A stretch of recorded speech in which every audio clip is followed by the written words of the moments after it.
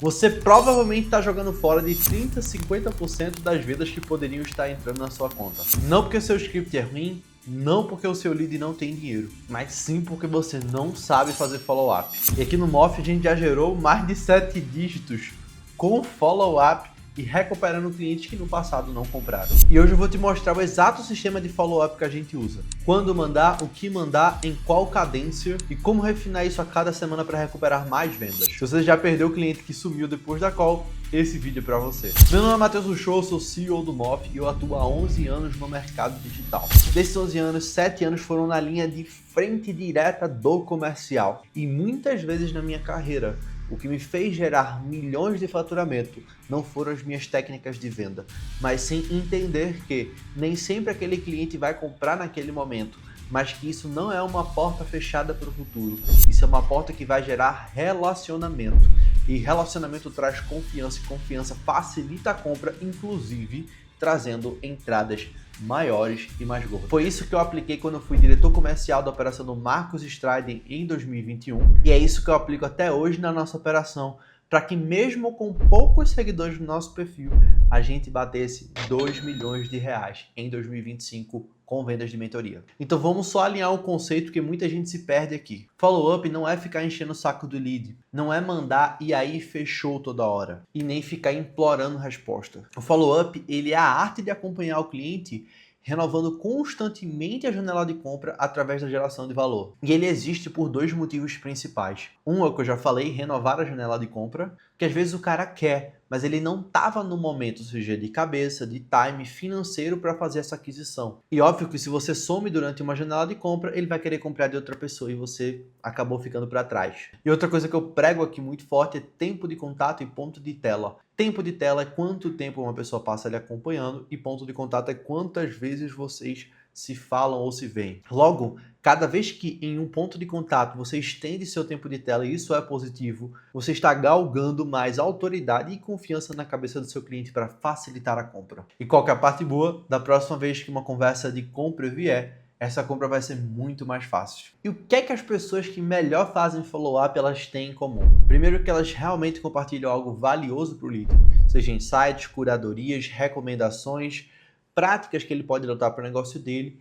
E o segundo, que também é muito importante, se importar genuinamente com a vida daquela pessoa. Então você entende o contexto da vida dela e acompanha aquilo. Óbvio que você não vai virar o amiguinho de Araque daquela pessoa, o papagaio de pirata, mas você vai estar presente nos momentos certos para gerar valor para ela e para mostrar que você está perto. Porque se toda vez que você aparece é para pedir uma decisão, para pedir um próximo passo, aquela pessoa vai associando o seu nome à venda. E isso cria uma coisa que o especialista em venda Jeremy Miner fala: resistência em vendas. A pessoa olha o seu nome e já faz, ih, quer me vender. E sai do eixo, sai da tangente e não quer nem saber de você. Então, primeira parte da nossa conversa sobre follow-up é a gente olhar para o curto prazo. Nem sempre a gente só está falando de follow-up para o longo prazo, mas sim também no curto prazo. Vamos primeiro falar do cenário mais comum. Você está numa conversa avançada com a pessoa, numa DM, num WhatsApp, às vezes até numa ligação, e aí do nada a pessoa te dá um vácuo. Só que aqui a maioria fala assim, ele perdeu o interesse.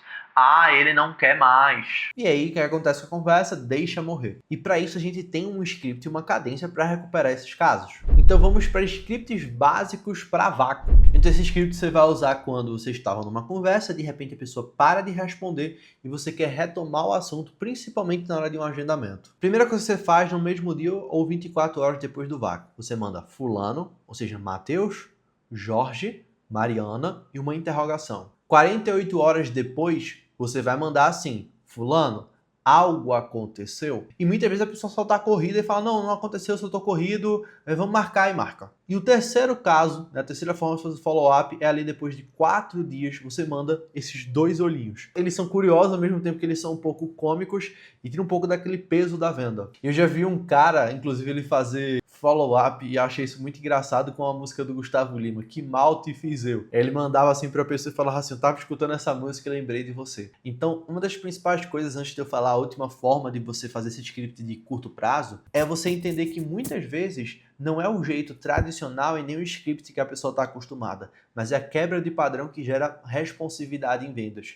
Então, se eu chego para você e digo assim, eu tenho uma baita oportunidade para você, você vai falar assim, ele quer me vender. Mas se eu chego para ti, eu converso, eu vou estimulando, eu vou trazendo coisas e falo, cara, eu acho que eu tenho uma oportunidade para você, isso não dispara essa resistência em venda, isso quebra padrão. Então, quando eu ligo para a pessoa e a pessoa fala assim, eu não tenho interesse, fala assim, mas eu te ofereci algo? Ou eu já tô com outra mentoria, eu falei assim, mas quem disse que eu quero te vender? Isso quebra padrão. Então, o principal de um bom vendedor, seja pré-vendedor ou vendedor, é a quebra de padrão. É você conseguir contornar de uma forma que a pessoa fala assim, não, realmente, e a conversa segue. E a última forma é o que a gente chama de gatilho de descaso. Então você vai mandar assim para a pessoa, fala fulano, tudo bem, estou te mandando essa mensagem, estou entendendo que você desistiu de atingir o objetivo. E se até o fim do dia não houver uma resposta, eu vou entender que isso não é uma prioridade para você e eu vou encerrar o nosso contato, tudo bem? E aqui mais ou menos você demonstra respeito, você demonstra que valoriza seu tempo, você demonstra que você tem um trabalho sério.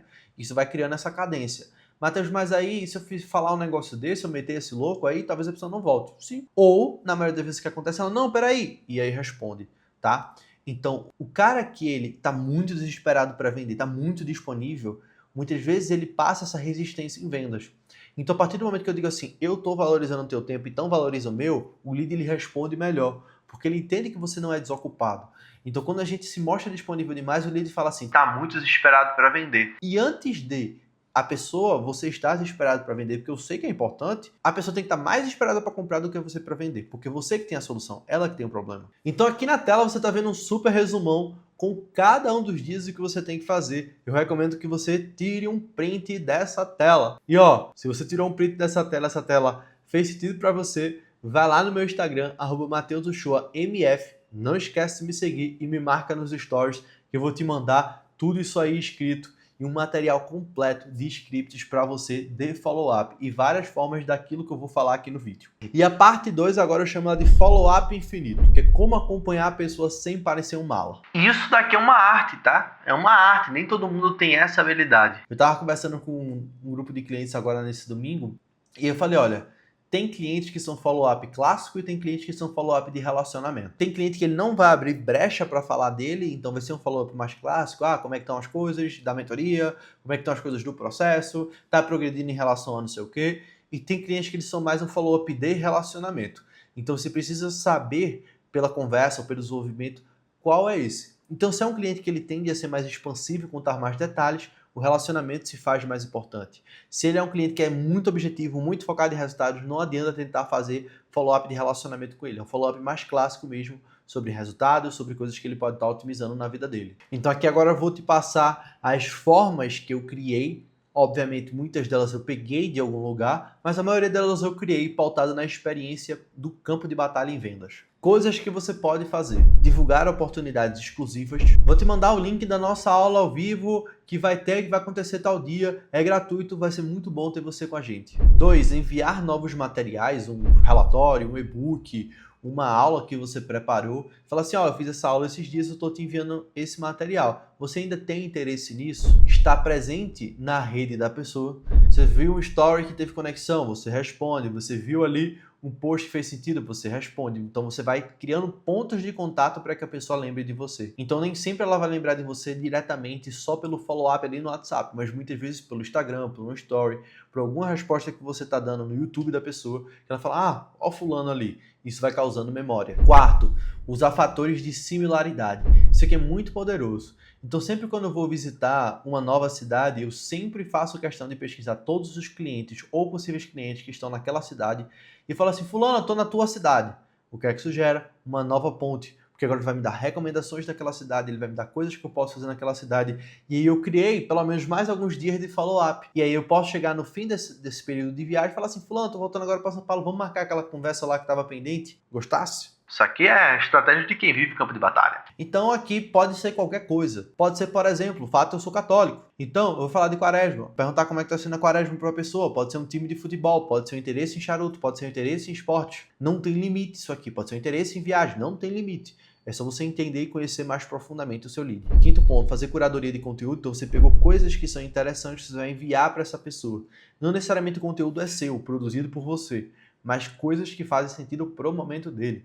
Então, exemplo, às vezes eu vejo um artigo e digo assim, nossa, lembrei de tal pessoa. Eu envio para aquela pessoa, para que ela leia aquele artigo, ela compre aquele livro e eu faço aquelas coisas. Pô, Matheus, eu gostei disso, vou adotar. Quer surpreender? Pergunta qual é o endereço e manda o livro porque lembrou daquela pessoa. Sexto, adoro conectar pessoas. Fulano, eu tava falando com você nesses dias e lembrei de você. Eu acredito que vale demais uma ponte. Por exemplo, se você conecta essa pessoa a alguém que é seu cliente, acaba que esse cliente vira um promoter do seu trabalho e é um ponto de contato a mais com aquilo que você faz. Sétimo, compartilhar provas sociais recentes. Então, sempre quando algum cliente seu conquista alguma coisa que é semelhante ao que essa pessoa queria, você vai lá e manda para aquela pessoa, para que ela veja um constante avanço e fala, nossa, não, realmente eles estão gerando resultado, quero saber como é que eu posso ter esse resultado também para minha vida. Oitava forma é retomar compromissos antigos. Então, falar, fulano, eu lembro que tal época você me falou que você queria objetivo.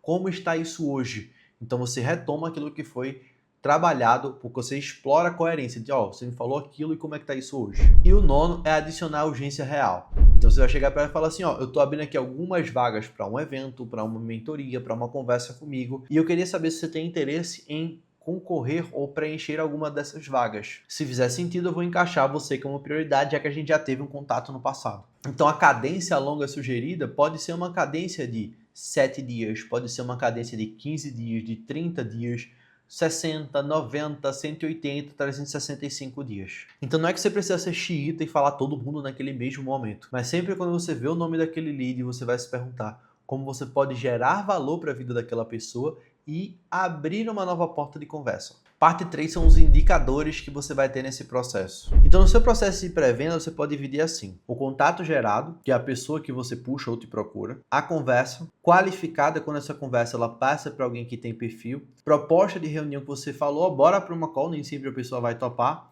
Reunião agendada, reunião realizada, proposta enviada, ou oferta enviada para a pessoa, então você fez uma oferta, porque nem todo mundo que vai para uma chamada, você faz uma oferta, e venda realizada. Se não teve venda realizada, eu coloco essa pessoa novamente no follow-up, só que agora é um follow-up de longo prazo. Então, quando a gente está falando de follow-up, eu quero focar do contato até a reunião agendada. Esse é o foco principal. E dentro disso, você vai perceber que tem algumas taxas aqui que você pode observar se seu processo está sendo efetivo ou não. Primeiro é a taxa de resposta, que é as conversas geradas pelos contatos feitos, que é quantas pessoas de que você abordou te responderam.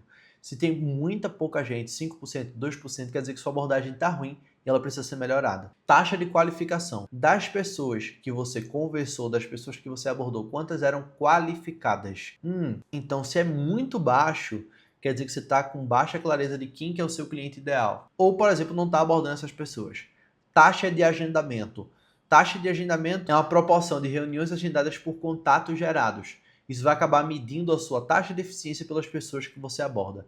Então, 1000 pessoas abordei e não tive nenhuma call, quer dizer que o processo está totalmente inadequado. E por último, o clássico, taxa de comparecimento, que é reuniões. Reuniões realizadas por reuniões agendadas. Se você não está conseguindo ter uma alta taxa de comparecimento, está tendo um no-show, que a gente fala muito alto, quer dizer que o lead não está vendo como prioridade ter uma conversa com você ou seu time. Então, qual que é o segredo para você dominar esse funil? Você verificar como otimizar cada uma das métricas. Então, imagina 2 funis aqui.